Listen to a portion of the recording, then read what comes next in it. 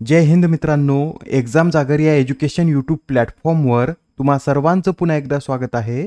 मित्रांनो, या आधीच्या सत्रामध्ये तुमच्यासाठीचा प्रश्न होता, वर्ल्ड ऑर्गनायझेशन फॉर ॲनिमल हेल्थच्या महासंचालकपदी कोणाची नियुक्ती करण्यात आली. या प्रश्नाचं योग्य उत्तर आहे पर्याय क्रमांक 4 म्हणजेच इमॅन्युअल सुबेरॉन यांची जागतिक पशु आरोग्य संघटनेच्या महासंचालकपदी नियुक्ती करण्यात आली. या ज्या इमॅन्युअल सुबेरॉन आहेत या फ्रान्स देशाच्या नागरिक असून त्या या संघटनेच्या 8व्या महासंचालक बनलेल्या आहेत. त्या महासंचालक म्हणून 2029 पर्यंत म्हणजेच पुढील 5 वर्षासाठी कार्य करतील. बरे, जी संघटना आहे याची स्थापना कधी करण्यात आली होती तर 1924 मध्ये या संघटनेची स्थापना करण्यात आली असून याचं मुख्यालय पॅरिस या शहरात स्थित आहे. आजच्या सत्राचा पहिला प्रश्न पहा, मेक्सिको या देशाच्या पहिल्या महिला राष्ट्रपती कोण बनल्या आहेत. तर मेक्सिको या देशाच्या पहिल्या महिला राष्ट्रपती या क्लॉडिया शेनबॉम बनल्या आहेत. या ज्या क्लॉडिया शेनबॉम आहेत या मॉरेना पक्षाच्या नेत्या असून त्या 1 ऑक्टोबर रोजी मेक्सिकोच्या राष्ट्राध्यक्ष म्हणून शपथ घेतील. मित्रांनो, मेक्सिकोमध्ये जी राष्ट्रपती पदासाठी निवडणूक पार पडली आहे यात शेनबॉम यांनी सर्वाधिक टक्के मते मिळवून एक नवीन विक्रम आपल्या नावावर केला आहे. आतापर्यंत मेक्सिकोमध्ये एकूण झालेल्या मतदानापैकी 82% मतमोजणी झाली आहे व यात शेनबॉम यांनी 58.8% मते मिळवत सर्वाधिक टक्के मते मिळवण्याचा विक्रम आपल्या नावावर केला आहे. शेनबॉम यांच्याविषयी सांगायचं झालं तर यांनी याआधी मेक्सिको सिटीच्या महापौर म्हणून देखील कार्य केलं आहे व त्या एक हवामानशास्त्रज्ञ असून त्यांनी UN हवामानशास्त्रज्ञांच्या पॅनलमध्ये देखील कार्य केलेलं आहे.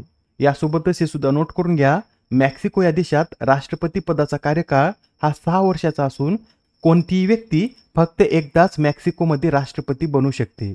मित्रांनो, याआधी सुद्धा काही महिलांची प्रथमच नियुक्ती करण्यात आली आहे, ते सुद्धा आपण एकदा रिवाइज करून घेऊया. मेघालय राज्याच्या पहिल्या महिला पोलीस प्रमुख या इत्सिशा नॉनग्रांग बनल्या आहेत. अलीगड मुस्लिम विद्यापीठाच्या पहिल्या महिला कुलगुरू प्रोफेसर नैमा खातून, ब्रिटनच्या भारतातील पहिल्या महिला उच्चायुक्त लिंडी कॅमेरून, ऑलिम्पिकमध्ये ज्युरी सदस्य बनणारी पहिली भारतीय महिला Bilkis Mir, Democratic Republic of काँगोच्या पहिल्या महिला पंतप्रधान ज्युडिथ सुमिना तुलुका, BSFच्या पहिल्या महिला स्नायपर सुमन कुमारी, पाकिस्तानातील पहिली महिला मुख्यमंत्री मरियम नवाज, पीच क्युरेटर बनणाऱ्या भारताच्या पहिल्या महिला जसिंता कल्याण, उत्तराखंड उच्च न्यायालयाच्या पहिल्या महिला मुख्य न्यायाधीश रितू बहारी, महाराष्ट्राच्या पहिल्या महिला पोलीस महासंचालक रश्मी शुक्ला, नासाचे मार्स रोव्हर चालवणारी पहिली भारतीय महिला अक्षता कृष्णमूर्ती, तर भारतीय नौदलाच्या युद्धनौकेचे नेतृत्व करणाऱ्या पहिल्या महिला या कमांडर P देवस्थळी बनल्या आहेत. प्रश्न क्रमांक 2, 21व्या शांग्री-ला संवादाचे आयोजन कोठे करण्यात आले. तर हा जो 21वा शांग्री-ला संवाद आहे याचं आयोजन सिंगापूरमध्ये करण्यात आलं होतं. सिंगापूरमध्ये कोठे तर सिंगापूरमधील शांग्री-ला हॉटेलमध्ये या संवादाचं कायमस्वरूपी आयोजन करण्यात येतं व यावेळेसचा 21वा संवाद 31 मे ते 2 जून दरम्यान पार पडलेला आहे. मित्रांनो, शांग्री-ला संवाद हा आशियाई सुरक्षा शिखर परिषद म्हणून सुद्धा ओळखला जातो व या शांग्री-ला संवादाचं आयोजन इंटरनॅशनल इन्स्टिट्यूट फॉर स्ट्रॅटेजिक स्टडीजद्वारे सिंगापूर सरकारच्या सहकार्यानं केलं जातं. हा जो शांग्री-ला संवाद आहे हा प्रथम कधी आयोजित करण्यात आला होता तर पहिला संवाद 2002 मध्ये आयोजित करण्यात आला होता. प्रश्न क्रमांक 3, टाइम मासिकाच्या 2024च्या जगातील 100 सर्वात प्रभावशाली कंपन्यांच्या वार्षिक यादीमध्ये किती भारतीय कंपन्यांनी स्थान मिळवलं आहे. तर या टाइम मासिकाच्या जगातील 100 सर्वात प्रभावशाली कंपन्यांच्या यादीत भारतातील 3 कंपन्यांनी स्थान मिळवलेलं आहे.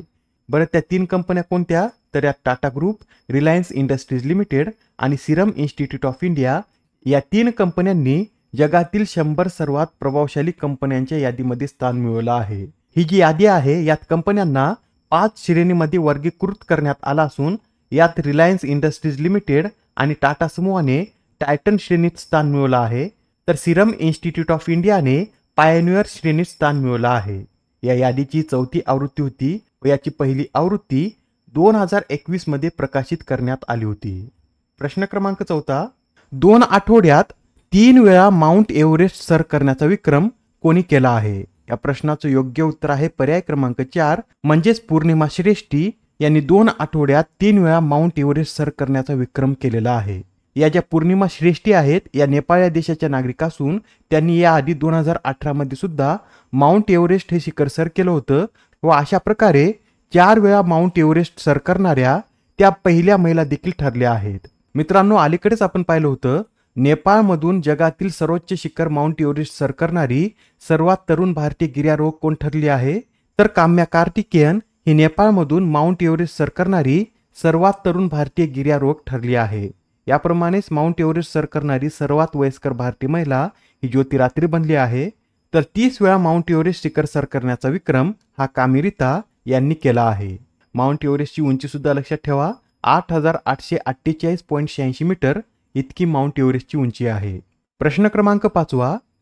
अरुणाचल प्रदेश विधानसभेत सर्वाधिक जागा कोणत्या पक्षाने जिंकल्या आहेत? मित्रांनो, अरुणाचल प्रदेश विधानसभेसाठी ज्या निवडणुका पार पडल्या होत्या त्याची मतमोजणी 2 जून रोजी झाली असून या निवडणुकीमध्ये बीजेपीने अरुणाचल प्रदेशमध्ये सर्वाधिक जागा जिंकल्या आहेत.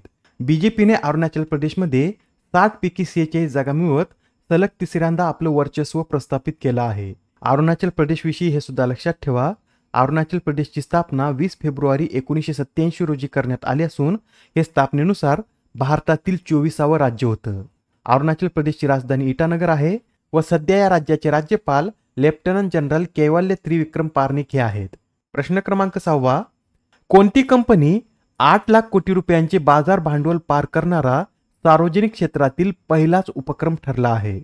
या प्रश्नाचं योग्य उत्तर आहे पर्याय क्रमांक 3 म्हणजेच SBI हा 8 लाख कोटी रुपयांचे बाजार भांडवल पार करणारा सार्वजनिक क्षेत्रातील पहिलाच उपक्रम ठरला आहे व अशी कामगिरी करणारी ही भारतातील एकूण 7वी कंपनी आहे.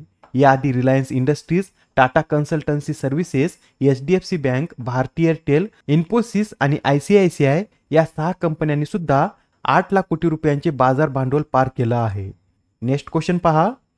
अलीकडेच दिनेश कार्तिक यांनी क्रिकेटमधून निवृत्तीची घोषणा केली, तर त्यांनी कोणत्या देशाविरुद्ध खेळताना वन डे आंतरराष्ट्रीय पदार्पण केले होते? तर दिनेश कार्तिक यांनी 2004 मध्ये इंग्लंड विरुद्ध वन डे आंतरराष्ट्रीय पदार्पण केलं होतं व त्यांनी आता भारतीय संघातून खेळताना आपला शेवटचा सामना 2022 मधील T20 विश्वचषकात बांगलादेश विरुद्ध खेळला होता. दिनेश कार्तिक यांनी आपल्या कारकिर्दीत 26 कसोटी सामने, 94 एकदिवसीय सामने तर 60 T20 सामने खेळले आहेत. त्यापैकी 26 कसोटी सामन्यात त्यांनी 1025 धावा केल्यात, 94 एकदिवसीय सामन्यात 1752 तर 60 T20 सामन्यात त्यांनी 686 धावा केल्या आहेत. आता हा प्रश्न पहा. अलीकडे चर्चेत असलेली नयना जेम्स ही कोणत्या खेळाशी संबंधित आहे? तर या ज्या नयना जेम्स आहेत या लांबुडी या खेळाशी संबंधित आहेत. बरं, सध्या नयना जेम्स या चर्चेमध्ये का आल्या आहेत? तर नुकतेच आता त्यांनी चायनीज तेपई येथे आयोजित तैवान ॲथलेटिक्स ओपन 2024 मध्ये महिलांच्या लांब उडी स्पर्धेत सुवर्ण पदक पटकावलं आहे. त्यामुळे सध्या त्या चर्चेमध्ये आल्या आहेत. लक्षात ठेवा, नयना जेम्स या लांब उडी या खेळाशी संबंधित आहेत. प्रश्न क्रमांक 9. स्क्रिप्स नॅशनल स्पेलिंग बी स्पर्धेचं विजेतेपद कोणी पटकावले? तर या स्क्रिप्स नॅशनल स्पेलिंग बी स्पर्धेचं विजेतेपद हे ब्रुहत्सोमा यांनी पटकावलं आहे. ब्रुहत्सोमा हे भारतीय वंशाचे अमेरिकन नागरिक असून त्यांनी वयाच्या 12व्या वर्षी या स्क्रिप्स नॅशनल स्पेलिंग बी स्पर्धेचं विजेतेपद पटकावलं आहे. आजच्या सत्रामधील शेवटचा प्रश्न पहा. दरवर्षी जागतिक पर्यावरण दिन कधी साजरा केला जातो? तर हा जो जागतिक पर्यावरण दिन आहे हा दरवर्षी 5 जून रोजी साजरा केला जातो व हा दिवस पहिल्यांदा 1974 मध्ये साजरा करण्यात आला होता व यंदाचा हा 50वा जागतिक पर्यावरण दिन आहे. मित्रांनो, हा दिवस 5 जून रोजीच का साजरा केला जातो? तर पहिली मानव पर्यावरण परिषद ही 5 जून 1972 ला आयोजित करण्यात आली होती. त्यासाठी स्मरणार्थ 5 जून रोजी जागतिक पर्यावरण दिन साजरा केला जातो. यावेळी या दिवसाची थीम काय आहे? तर land restoration, desertification and drought resilience अशी यावेळी या दिवसाची थीम आहे. आजच्या सत्रामधील तुमच्यासाठीचा प्रश्न पहा. 2024च्या जागतिक आरोग्य संघटनेच्या नेल्सन मंडेला आरोग्य प्रचार पुरस्काराने कोणत्या संस्थेला सन्मानित करण्यात आले? आता या प्रश्नाचं उत्तर कमेंटमध्ये देण्याचा प्रयत्न करा. उत्तर चुकलं तरी काय हरकत नाही, कारण ज्यावेळेस तुम्हाला या प्रश्नाचं योग्य उत्तर माहित होतं त्यावेळेस हा प्रश्न तुमच्या दीर्घकाळापर्यंत लक्षात राहतो. तर आता पुढच्या सत्रामध्ये पुन्हा भेटूया. धन्यवाद.